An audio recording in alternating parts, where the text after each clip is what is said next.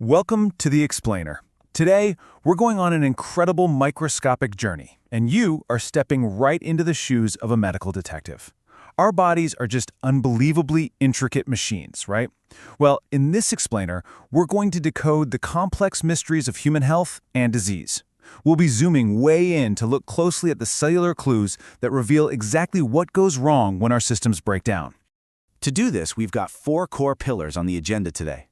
General pathology and inflammation, then we'll move into oncology, where we track down rogue cells. After that, we dive into hematopathology to look at blood in crisis. And finally, we'll pull back for the big picture with systemic pathology. All right, let's jump right in. Section 1, General Pathology and Inflammation. This is where all disease truly begins, right down at the cellular level.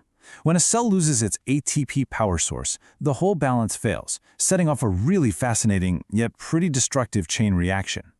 So think about cell death in 2 completely different flavors. On one hand, you have necrosis. You can think of this as the chaotic, messy bursting of a cell that's just been traumatically injured. It's violent and spills its contents absolutely everywhere. On the flip side, we have apoptosis. Now this is highly organized, programmed cell death. The cell essentially neatly folds itself into compact, easily managed little packages. It's the stark difference between a messy explosion and a carefully planned building demolition. And that brings us to our first clinical pearl, a high-yield fact for your diagnostic toolkit. Let's talk about coagulative necrosis. When someone suffers a myocardial infarction, a heart attack, the sudden loss of blood flow causes that heart tissue to die. But because the cellular proteins denature before they can fully break down, it leaves behind this ghostly tissue outline that you can actually see under a microscope almost instantly. It's quite literally a shadow of what the tissue used to be. Following tissue death or injury, the body obviously has to respond. Enter acute inflammation. Imagine neutrophils, which are your frontline white blood cells, sprinting through your blood vessels in a high-speed police chase to reach the site of injury.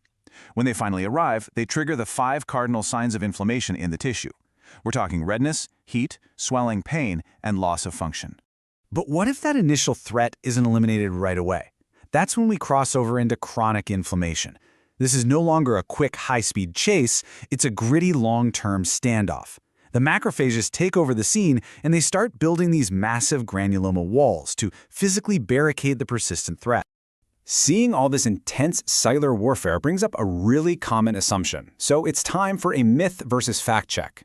We hear about anti-inflammatory diets and medications constantly, right? So you might be wondering, is inflammation always the enemy in the human body? Is it just this destructive force we need to eradicate? Fact, it is absolutely not the enemy. Inflammation is actually the essential fire that cleans out the damage to make way for the rebuild. Once the site is cleared, tissue repair can finally begin. It's essentially like having a microscopic 3D printer inside you, actively laying down fresh collagen fibers to bridge a gaping wound in real time. Without that initial fire of inflammation, the essential rebuilding phase simply cannot happen. Section 2, Oncology, or what we like to call rogue cells. Here, we're looking at what happens when a lightning strike mutation hits the DNA helix, completely scrambling a cell's basic programming and setting it on a path of unchecked replication. The absolute crucial point here is understanding how these rogue cells behave once they start multiplying. A benign tumor expands smoothly, just pushing tissues aside like a self-contained expanding balloon. It stays local, but a malignant tumor, that's a different story. It aggressively invades its surroundings, growing these terrifying spider-like legs that claw their way deep into healthy tissue.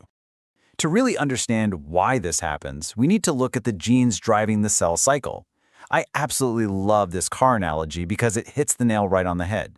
Proto-oncogenes are the genes that tell the cell to divide. When they mutate into oncogenes, it's exactly like a stuck car accelerator. The cell is just speeding totally out of control. Tumor suppressor genes, on the other hand, are meant to stop division.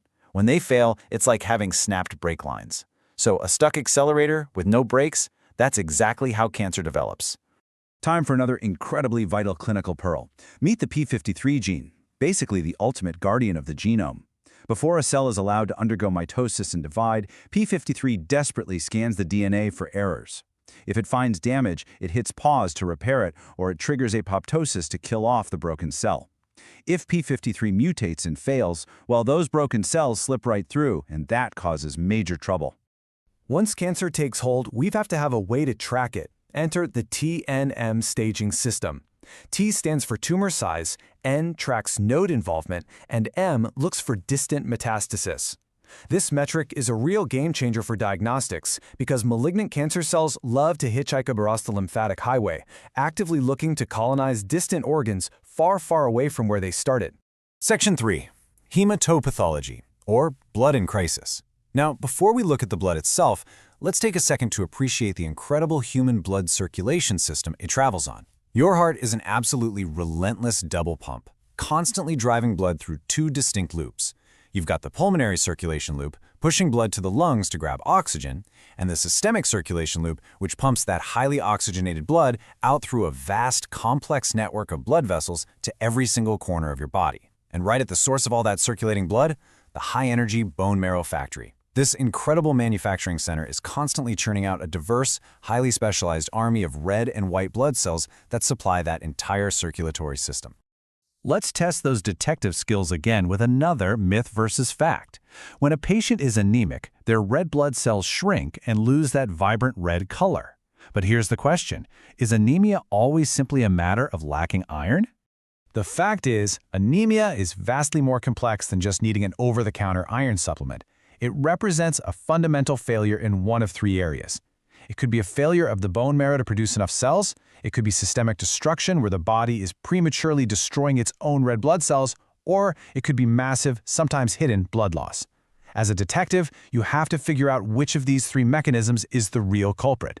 Now let's contrast two major blood cancers. Leukemia behaves almost like a massive system glitch. Immature white blood cells, called blasts, completely overwhelm the bone marrow and the blood, literally drowning out the healthy cells.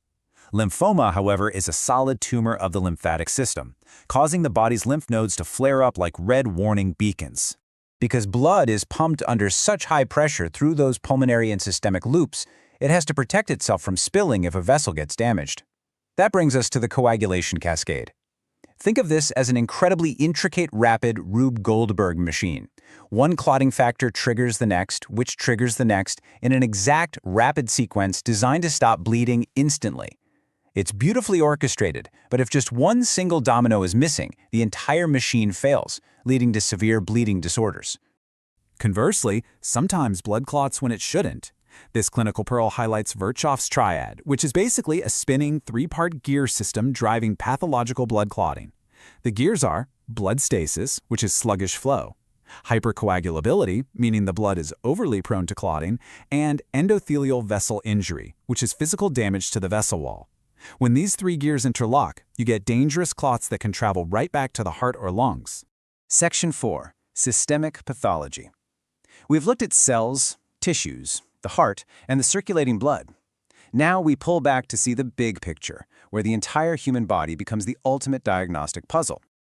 Everything is connected like a giant web. In cardiovascular pathology, as the heart pumps through its systemic loops, you might have a valve slamming shut under high pressure, causing stenosis. Over in respiratory pathology, something like inhaled smoke particles can turn a pink, healthy lung into a rigid, fibrous cage. In renal pathology, the high-tech filtration mesh of the kidney might begin to leak protein. And down in gastrointestinal pathology, we can witness the deep scarring of cirrhosis, battling against the liver's otherwise incredible regenerative abilities. Speaking of the renal system, let's look at one final myth versus fact. When that delicate filtration mesh in the kidney breaks down like a busted sieve, does the resulting kidney failure happen all at once? Do patients just wake up one day suddenly lacking kidney function? The startling fact here is that kidney failure is a slow, silent thief. Unlike something like endocrine hormones, which act like rapid heat-seeking missiles flying through the bloodstream to hit targets instantly, kidney disease progresses so slowly through invisible stages, and the body compensates for a really long time, meaning severe damage is often done way before the very first symptoms even appear. And all of this brilliantly illustrates exactly why your role as a medical detective is so vital. Every single biopsy tells a unique story of survival. The human body is a miraculous, self-healing machine, but when it breaks, the microscopic clues are always there, just waiting to be found. So the next time you feel a scrape heal or your heartbeat, ask yourself, what microscopic wars are being fought inside of you right now? Thanks for joining us on this explainer. Keep investigating.